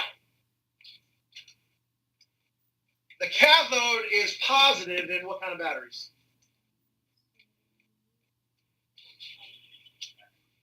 Galvanic. Oh boy. And cathode is negative in what? Electrolytic. Should we know that? Yeah, that's what I'm writing down. So the cathode can be positive or negative depending on the battery. All right? Sounds like we need a chart for this. Let's make a chart. We can do that. So let's make a chart. Let's go with electrolytic. And then let's go with galvanic. We'll put galvanic on top because it's more common. Okay, galvanic, electrolytic, the differences. 2 different batteries, you need to know both. Big difference is spontaneity, right? One of these guys is more spontaneous. One of them is not spontaneous, so needs an outside power source. Who's spontaneous? Galvanic, electrolytic is not. You should know the formula. Delta G equals minus NFE. E is your EMF, which is just your voltage. F is a constant. What constant? That one you're supposed to memorize? 10 to the 5th what? Coulombs. Per what? What's the charge on 1 mole of electron? 10 to the 5th coulombs. Did you know that? Yeah, please do. N is the number of electrons moving back and forth. Agreed? Yes. And that's the least common multiple. So if you have 2, a plus 2 and a plus 3, it's going to be 2 and 3. Balance it. Remember this? Vaguely. We'll get to some of this. Okay. F is positive or negative? Positive. Number of moles of electrons is positive or negative. Can you have negative electrons? No, you can't have negative number of them. Can E be positive or negative? Yeah, it has to be. So what do you know about E and delta G? They're always opposite in sign. What are they opposite in sign, though? Always. Last but not least in my little chart here, the cathode is positive or negative? Yes, I agree, Scott. It's positive in what? And it's negative in what? And then the cathode is, the anode is negative and positive. So the anode can be positive or negative. Everybody understand? Electrolytic cells is a lot like electrophoresis. In electrophoresis, the cathode is negative. Please know that. Cool. All right. So far, so good.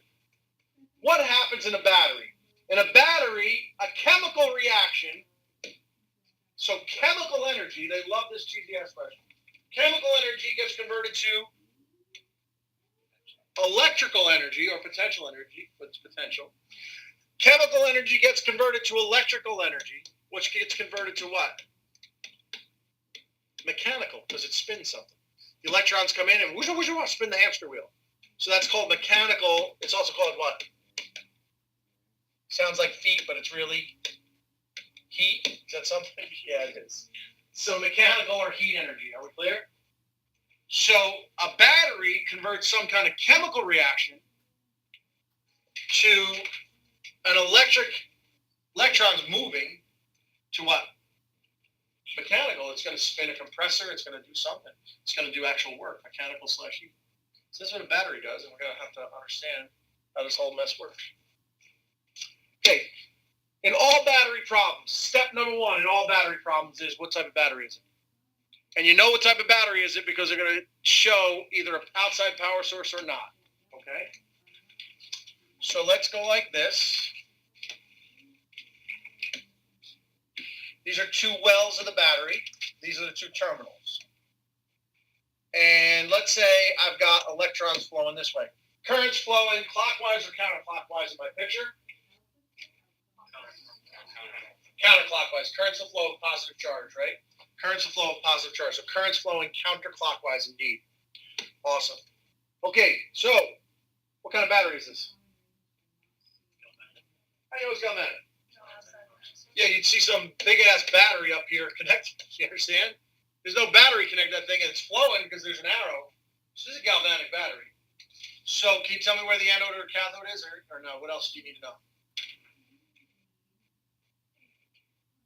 You can indeed. But what if it's electrolytic? Then what would you need? What's that? No. You can still tell yes. No. I don't know. Okay, let's go over this. If this is an electrolytic battery, where's the cathode? Okay, let's stop. Electrons flow from anode to cathode in very special batteries. What are they called?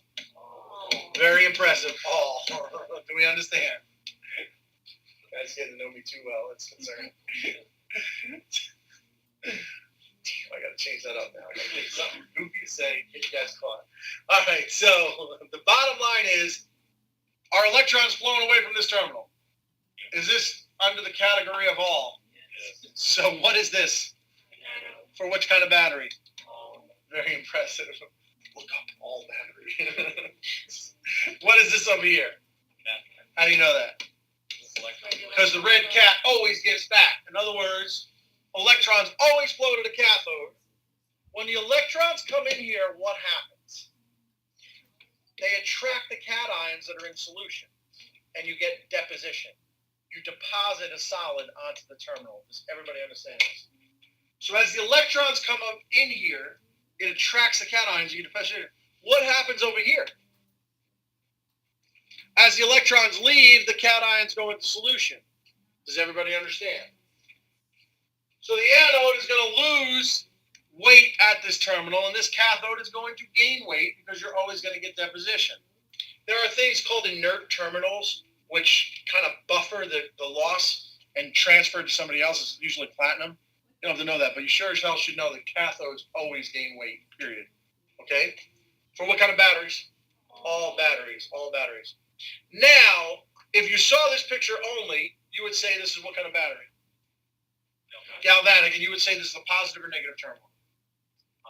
Positive terminal. It kind of makes sense. If electrons flow here spontaneously, this should be positive. If electrons flow away from this, that should be negative, and that's your statement. Everybody got it? I like it. Okay. Now, the last thing we need to know, they're going to give us a series of half reactions. They're going to say which reaction happens in which well. Everybody got it? And what we need to know is the most positive, if we have a reduction reaction series, the most positive is the one that's going to happen. Kind of makes sense. Let's do it by example. So in other words, if I had, let's go with zinc plus two electrons, goes to zinc solid, right? And let's say that was a 1.2. It's not, it's actually minus 0.7, but that's okay. If I had iron plus two electrons, and that went to iron solid, and let's say that was a 1.4. Now, if I asked you which reaction is more likely to occur, the first thing you should ask me is, no, and I'll tell you why. you should be looking for what kind of battery, but if I asked you this, so this is another one of these kind of shitty things. You always assume it's spontaneous. In other words, you always assume I just put these two together. If you read the passage and they said this is a non-spontaneous battery, then you know it's it's electrolytic. But if there's nothing in the passage, it's a standalone, what do you assume? What kind of battery do you assume it is? Galvanic. Does everybody understand? So if I asked you which one of these is more likely to occur, what would you tell me? I mean, like, which one? Which? Galvanic. You'd say the iron one. Why? Because you're assuming it's in a galvanic. In a galvanic battery, when you have a reduction table, the most positive will occur. In an electrolytic battery, what do you want to say? Least positive or most negative is the same shit, right? Yes. Most negative will occur.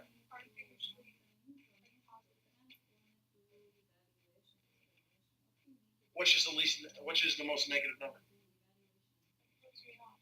Yeah. I don't know. Well, I mean, no, because usually you're going to have negatives. That's why I say it, so it's easier. You're not just going to have two. They're going to give you a list of like 10 things. All right, so now, what are the numbers? These are E's. These are the EMFs, the voltages. Okay, and what that means, does anybody know what that E really means? It's basically just saying how much it wants electrons relative to what? No, but close. This E means how much it wants electrons relative to a standard. And that standard is something you're supposed to know. What's the E of the standard? 0. That's why it's called a standard. And the E is HCl. When HCl gains electrons, what's it become?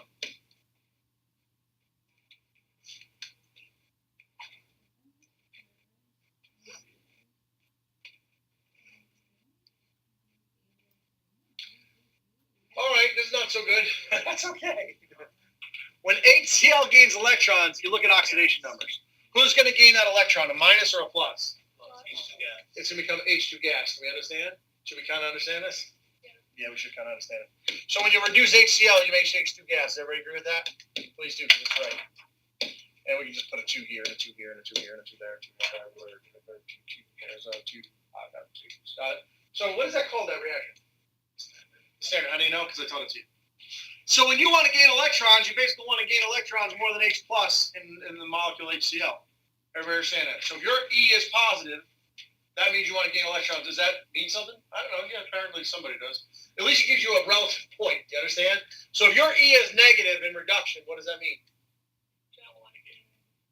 You want to gain electrons less than who? HCl.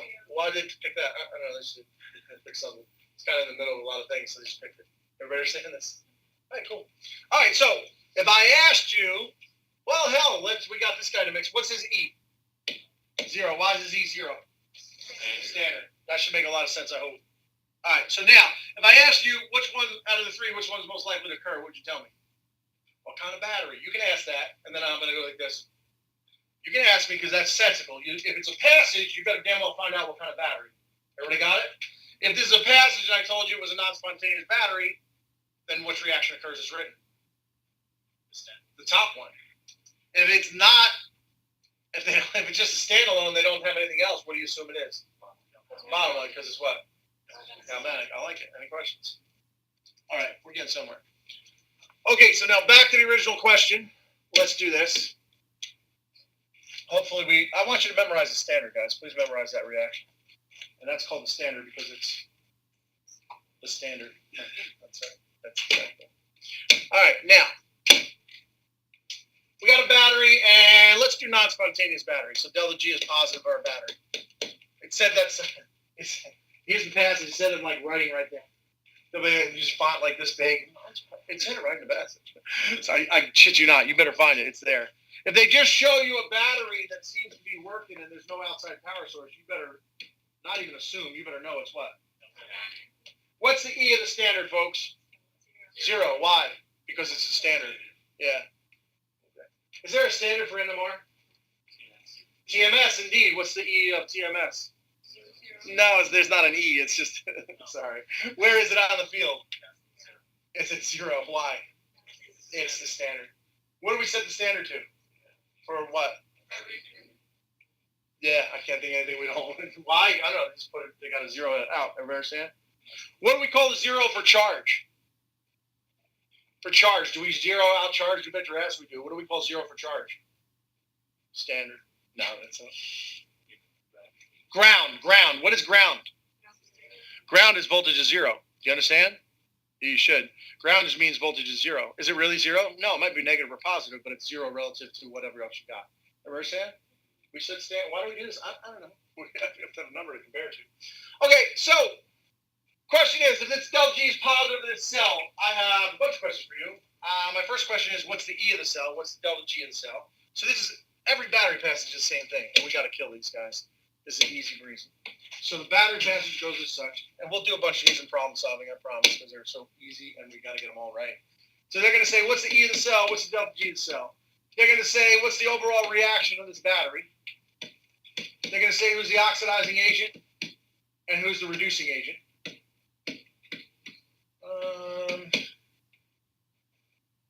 Delta G, E, oxidizing agent, reducing agent. Oh, they're going to say what's the cathode reaction and what's the anode reaction. And what's the anode reaction? All right, first things first. Can both of these reactions occur in a battery? No. Why? Somebody's got to give and somebody's got to receive. Somebody's got to give the electrons, somebody's got to receive them. Got it? Who's going to receive the electrons?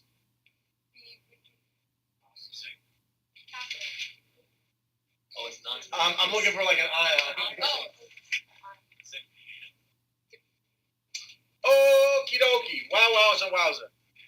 Delta G is positive, E must be negative. Are we clear on that so far? Hey, we got down to 2 answers. So, now, first question is, which reaction will occur as written, top or bottom?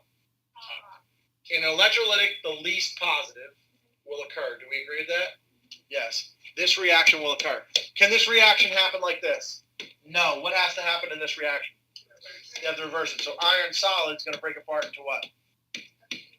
Fe plus 2 electrons. And what do you do with the sign of E? Yeah, you reverse it. You get minus 1.4. Everybody cool with that so far?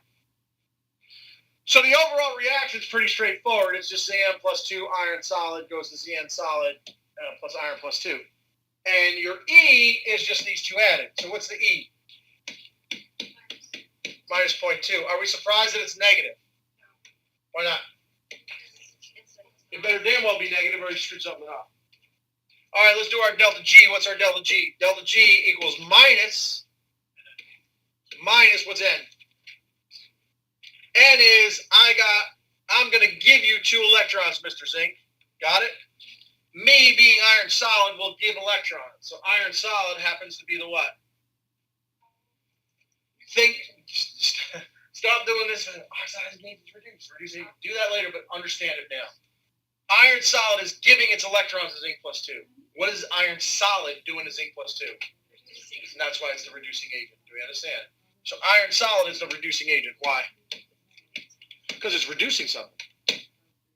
Zinc plus 2, because of Le Chatelier's principle, zinc plus 2 is removing the electrons, driving this what kind of reaction? Oxidation. So zinc plus 2 is the what? Oxidizing agent. So far, so good. Del G is minus NFE, 2 electrons moving back and forth, so that's 2. F we found out was 10 to the 5th. And E is minus 0.2. Minus N. Here's F. Here's E. So what do we got? 0.4 times 10 to the 5th, 4 times, make it bigger, make it smaller, yada, yada. Is E positive or negative? Positive. Better be positive, and it is. We got it? So that's our E of our cell. And the overall reaction we spoke about. Where's the cathode reaction?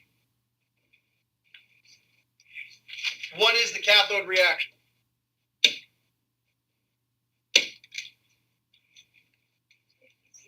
Red cat. Reduction is cathode, right? Where's the reduction reaction? Top and bottom.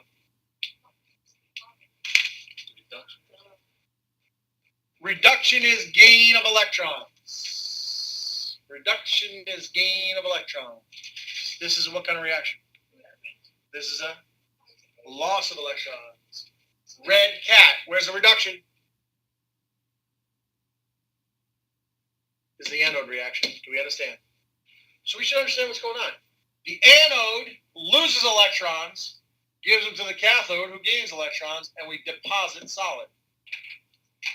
So this is the anode reaction. And this is the cathode reaction. Cathode is reduction. Everybody see it? And ox. Anode is oxidation. Okay. And again, what's happening here is you can picture it in this well. These electrons are coming out. You're going to get cations in here. Electrons come over here, go to the cathode.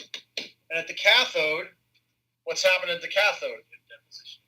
You got deposition of zinc. So these Zn plus 2s are coming in, and they're depositing it on this solid. And that's basically what's going on in the battery. You should kind of have an idea of what's going on in the body. So, in the body and the battery. All right, any questions about the battery here? This would have an outside power source. This has to have an outside power source for sure. Wuja, wuja. Put that sucker up there. Got it? Now, my question for you is, what if this were a 3 and this is a 2? Then what do? You multiply this whole thing by 2 and this by 3. Ever understand? Because you got to cancel out 6 electrons. So what do? Your N is always your least common multiple. You understand? What's the least common multiple of 2 and 2? 2. How about 2 and 4? That's 8. 4. Very good. 3 and 4. 12. That understand it. So if one was a 3 and one was a 4, you get a 12 into your least common multiple. Got it? You never multiply the E's. You just add them as they are because they're already normalized per electron. They love that cheesy question. So if this is a 3 and this is a 2, what's this become? 1.2. This is a 3 and this is 2. This is 1.4. Everybody understand? Or negative 1.4 is. Everybody understand that? Very good. Very good. Batteries. We'll do some more of these. Last one. What's the purpose of the salt bridge? What's the purpose of the salt bridge? Salt bridge helps regenerate the ions. So in other words, if you have too many ions in one place, Le Chatelier's principle says what? We're going to stop. When does a battery stop? When it reaches equilibrium. When a battery reaches equilibrium, it stops. So the ions help restore. The ions are restored by something called the salt bridge. Salt bridge helps us restore ions or get rid of ions, depending on which one you're doing, right? So where do you want to get rid of ions? Anode or cathode? Who's creating ions? Anode is creating ions. Do we understand? Because why? You have a solid at the terminal, ions go across and electrons come up. What happens at the cathode? You're destroying ions. So what's the purpose of the salt bridge? Put some more ions in there. Everybody understand that helps with Le Chatelier's principle? Everybody got that? Okay, good. And again, what did I say about flow of electrons? Flow of electrons is opposite the flow of current. Current is the flow of what? Positive charge. Please know that, guys. All right, guys. Peace. I'll see you guys tomorrow night. Tomorrow's bio, baby. Who doesn't love a little bio? Who's got the drive up here? Keep the drive alive. Where's it? Here you go.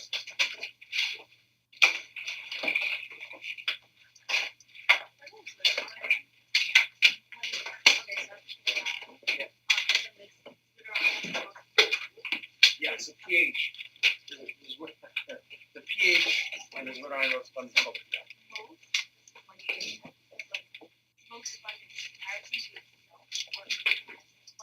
To all other ions in solution. Yeah. Well, both are true. It is the most it ever is, plus it's the most abundant of any ion there is. It's both. Yeah, it's both. Current's the flow of positive charge, opposite the flow of electrons. Steven. If you're at home, you're chatting to Q&A, I don't see you. So please chat to the chat room, not the Q&A, because as soon as I close this out, I'm going to be like, damn, it was you. Let's see. How many chats to Q&A?